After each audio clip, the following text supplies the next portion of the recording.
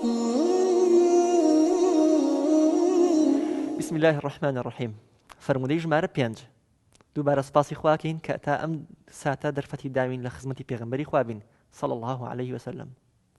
لە فرمودەی ڕابردوو باسی ڕەحمەتی خوامان کرد کە بە دوعای پێغەمبەر بۆ ئەو کەسەیە فرمودەکانی پێغەمبەری خوا صلی الله عليه وسلم دەگەیەنێ بە خەڵکی تر.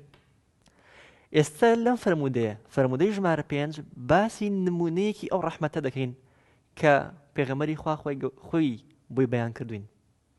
پێش ئەوەی کە بچینە خزمەتی با پرسیارێ بکەین کێ لە ئێمە ئەتوانێ 1000 ساڵ بژی و 1000 ساڵ خێر بکە؟ کەس مەگەر زۆر بژین 80 ساڵ لەم سەردەمەدا کە ژینگە پیس بووە، زۆر بژین 90 ساڵیان 100 ساڵ. ئایا بە تەواوەتی ئێمە لەو 100 ساڵەدا خەریکی خواپەرستی و کاری چاک و کاری خێرە بین؟ زەحمەتە. زۆر کات ئەخەوین، زۆر کات نانەخۆین، مەشغوڵبوونیشمان بە مەعیشەتەوە، کاتێکی زۆرمان لێبە. نەفسیشمان بەشی خۆی لە ژیانمان نەخوات، مەشغوڵمانەکا بە شتی بێسوودەوە. ئەم فەرمودەیە پێغەمبەری خوا صلی الله عليه وسلم ئەفەرمێ ئەو کەسەی کاری چاکە بڵاوە کاتەوە ئەتوانێ نەک 1000 ساڵ، هەزاران ساڵ بژیت. لە ناوەڕۆکی فەرمودەکەدا قسەی لەو شێوەی تێدا نییە بە وشە، بەڵام ماناکەی زۆر وازەحە. بیر بکەنەوە کەسێک 1000 ساڵ پێش ئێستا زیاتر، 1200 ساڵ پێش ئێستا ئەو فەرمودەی بۆ ئێمە گێڕاوەتەوە.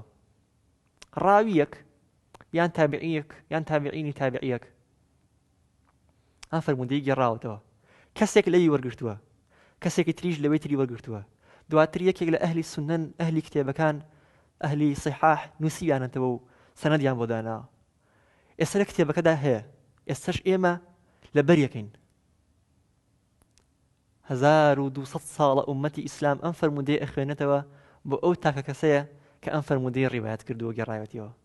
ئەبێت چەند ئەجری بۆ ڕۆیشت بێ، ئەسڵەن چەند هەزار کەس ئەم فەرمودەی لەبەر کردبێت لە ماوەی ئەم 1200 ساڵەدا.